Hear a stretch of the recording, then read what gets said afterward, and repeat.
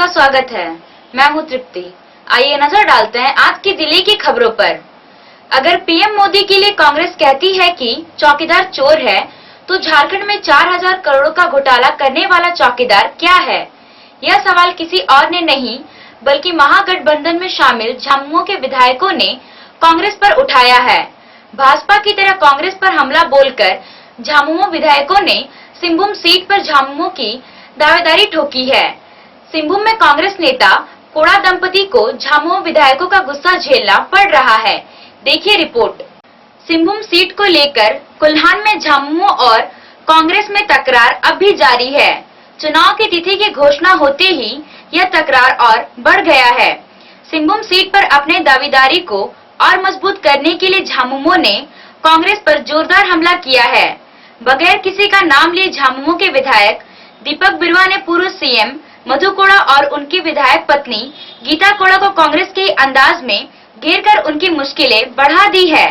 चक्रधरपुर में एक कार्यक्रम में चाईबासा के झामुमो विधायक दीपक बिरुवा ने कहा कि कांग्रेस देश की चौकीदार पर चोर होने का आरोप लगाती है, लेकिन झारखंड के पूर्व चौकीदार मधु कोड़ा पर 4500 करोड़ घोटाला का आरोप लग चुका है और उनके विधायक पत्नी गीता कोड़ा सिंहभूम सीट से कांग्रेस की संभावित प्रत्याशी हैं। ऐसे में जब गीता कोड़ा महागठबंधन की प्रत्याशी होंगी तो जनता को क्या जवाब देंगे? उंगली तो उन पर भी उठेंगी। लेकिन जो रियलिटी है, ग्राउंड रियलिटी, वो तो आप जान रहे हैं कि लोकसभा क्षेत्र में 6 विधानसभा क्षेत्र है, उसमें 5 एमएलए हम लोग झारखंड मुक्ति मोर्चा से हैं। पार्लियामेंट एरिया में हम लोग 62% वोटिंग हम लोग को पब्लिक ने जनादेश दिया है और 4% भी कांग्रेस को दिया नहीं है। 3.5 लाख से अधिक वोट हम लोग पिछले विधानसभा चुनाव में इस लोकसभा क्षेत्र से पाए और मात्र 38,000 वोट जो है ना कांग्रेस को मिला है। तो इस हिसाब से भी जो ग्राउंड रियलिटी है उसमें झारखंड मुक्ति मोर्चा का ही शहर में ये सीट जाता है। और जहां तक अभी जो देश की राजनीति है उसको लोग मुद्दा बना रहे हैं भ्रष्टाचार को, कुछ लोग कांग्रेस तरफ से बोल रहा है कि देश का चौकीदार पब्लिक से बुलवा रहा है। तो ऐसी स्थिति में यदि कांग्रेस का उम्मीदवार होगा तो यहाँ पर ये भी तो बात उठेगा ना, इस राज्य का पूर्व चौकीदार, नाम तो नहीं लेना चाहिए, उनकी पत्नी यदि हम लोग का उम्मीदवार होगा तो हम लोग पर भी तो उठेगा कि 4000 करोड़ से अधिक है। तो ये तो मामला भ्रष्टाचार का होने से तो उंगली तो उठेगा। विधायक दीपक बिरुवा इतना पर ही नहीं रुके। उन्होंने कहा कि पिछले 4 साल से विधायक गीता कोड़ा एक निर्दलीय विधायक के तौर पर भाजपा सरकार को हर मोर्चे पर साथ देती रही, चाहे राज्यसभा चुनाव का मामला हो या सीएनटी एसपीटी एक्ट संशोधन, स्थानीय नीति, भूमि अधिग्रहण का मामला हो। गीता कोड़ा सरकार के पक्ष में खड़ी रही, जिससे सिंहभूम की जनता ने देखा। अब वही जनता उनसे सवाल खड़ी करेगी तो महागठबंधन क्या जवाब देगा? झामुमो विधायक दीपक बिरुवा ने कांग्रेस पर सहयोगी दल की तरह नहीं, एक विपक्षी दल की तरह बेहद तीखा हमला किया। जो आरोप भाजपा को कांग्रेस पर लगाना चाहिए था, वह आरोप झामुमो ने कांग्रेस पर लगाकर गठबंधन की गांठ को तार-तार करने की कोशिश की है। वहीं झामुमो के इस तीखे हमले से भाजपा निसंदेह खुश होगी। दीपक बिरुवा ने कहा कि पिछले विधानसभा चुनाव में झामुमो को सिंहभूम में 3.5 लाख से ज्यादा वोट मिले थे, जबकि कांग्रेस को मात्र 38,000 वोट मिले। इससे साफ है कि झामुमो को सिंहभूम सीट मिलना चाहिए। यहाँ तक सवाल है कि इस सदन में हम लोग भी रहे हैं और वो लोग भी सदन के सदस्य हैं।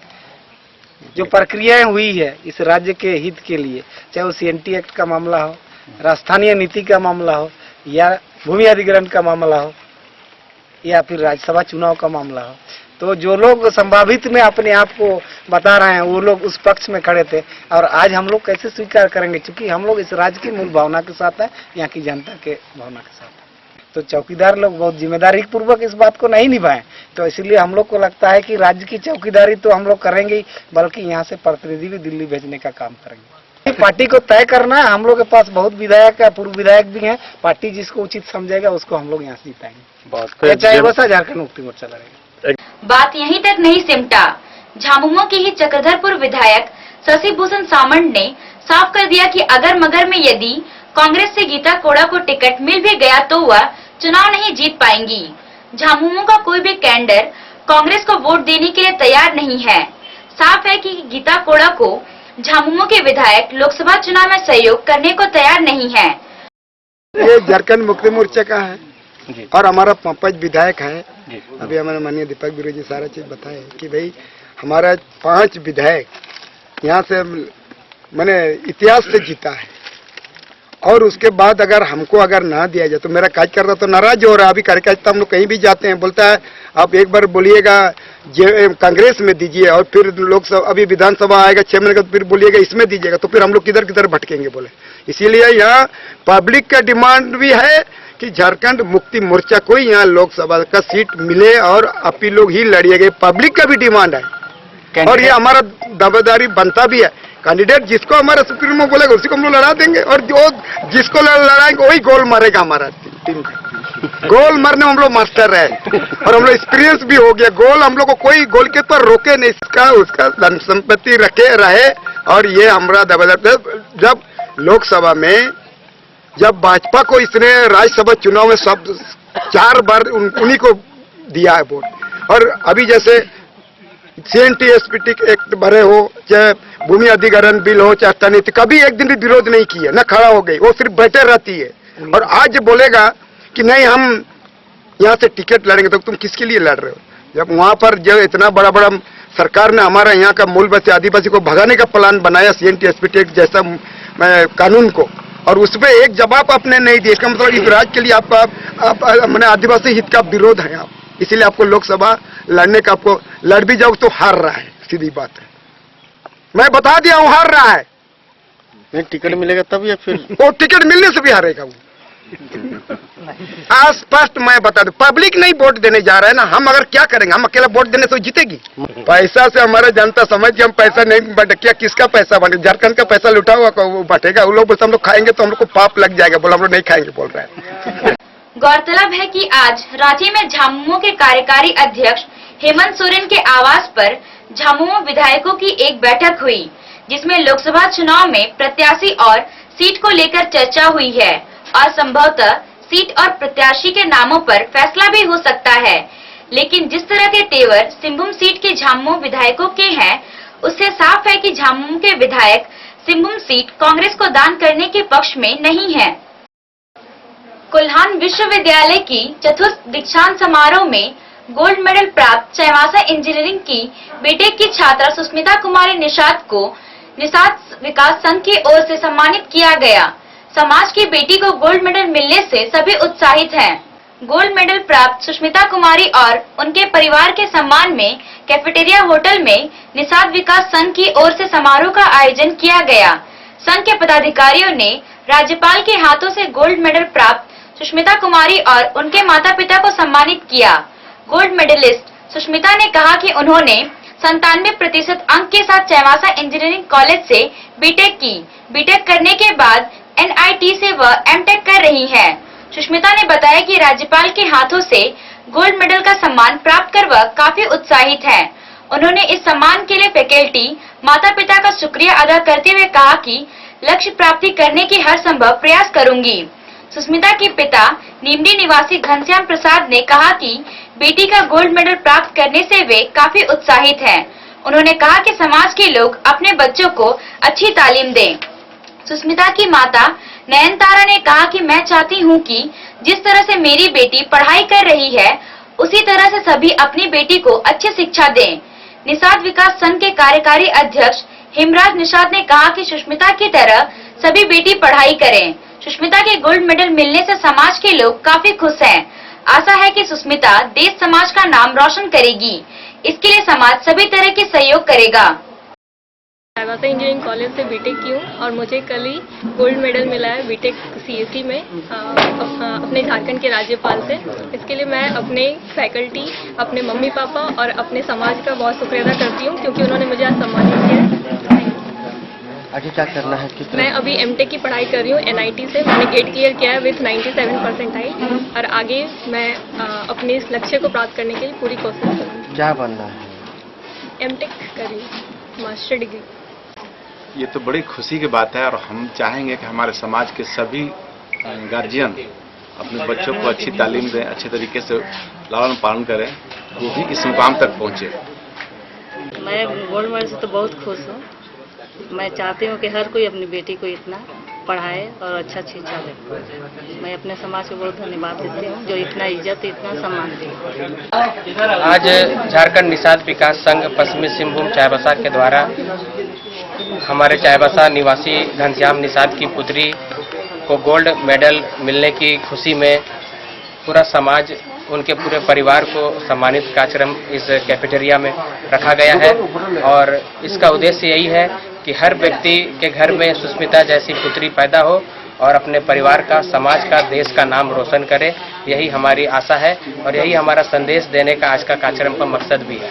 हम उसके इस मंजिल को प्राप्त करने में अपनी सहायता प्रदान करेंगे, ऐसी हम मनोकामना के साथ आज का इस कार्यक्रम को करने का कार्यक्रम रखें।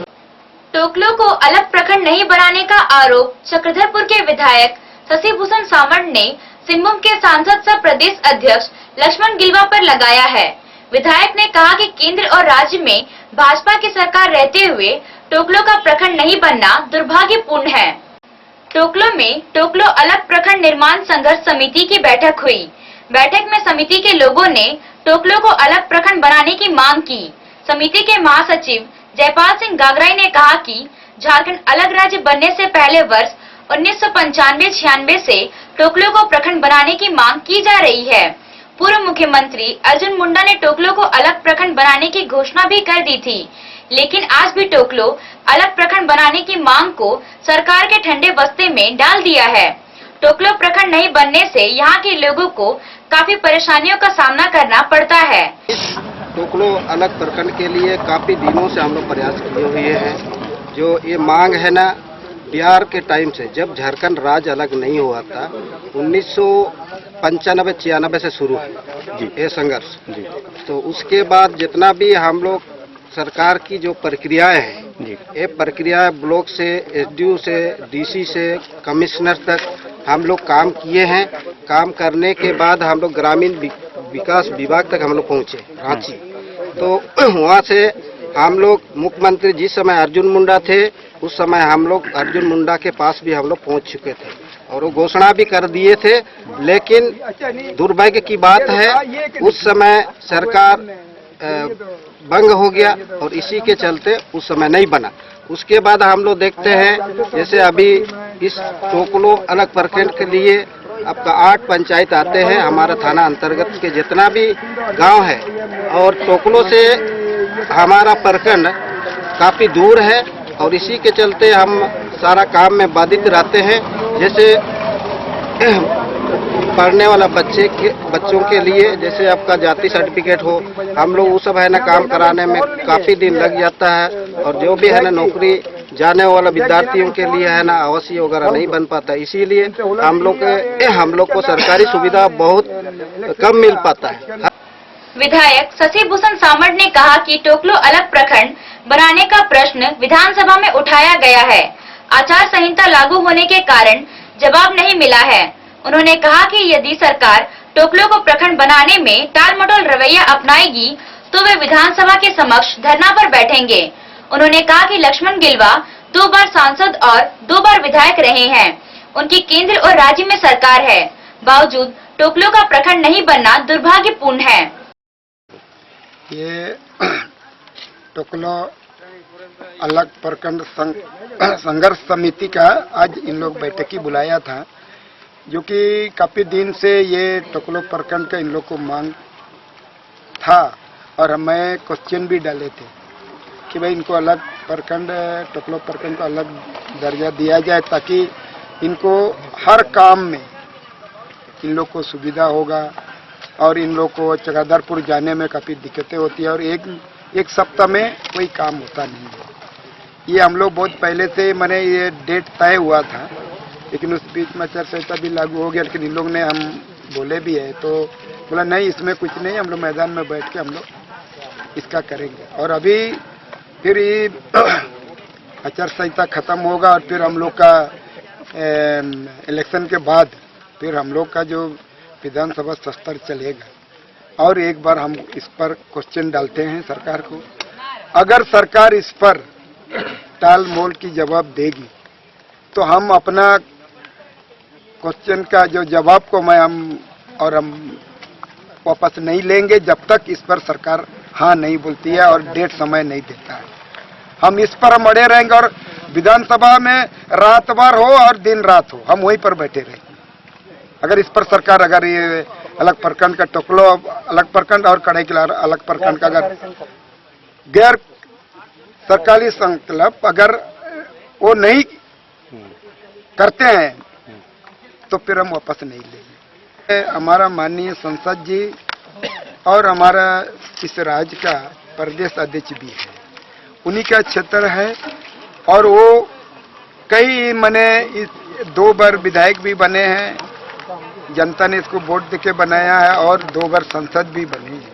उसके बावजूद भी आज अगर टोकलो प्रखंड अलग नहीं बनता है तो बहुत दुर्भाग्य की बात है, शर्म की बात है। काहे कि अभी सरकार उसकी है, केंद्र में भी और राज्य में भी। तो क्या अभी अगर नहीं होगा तो कब कर सकता है ये माननीय संसद जी? तो भाजपा में इच्छा शक्ति नहीं है क्या? भाजपा का इच्छा शक्ति नहीं है या संसद जी का माने इच्छा शक्ति नहीं है कि अलग प्रखंड के लोग माने यहाँ का लोगों को मिले और यहाँ का लोगों को माने सुख मिले, इनका सुविधा मिले, इसीलिए वो नहीं चाह रहा हो। अभी के लिए बस इतना ही। कुछ और खबरों के साथ हम फिर हाजिर होंगे। तब तक न्यूज टाइम्स की पूरी टीम को दीजिए इजाजत। नमस्कार।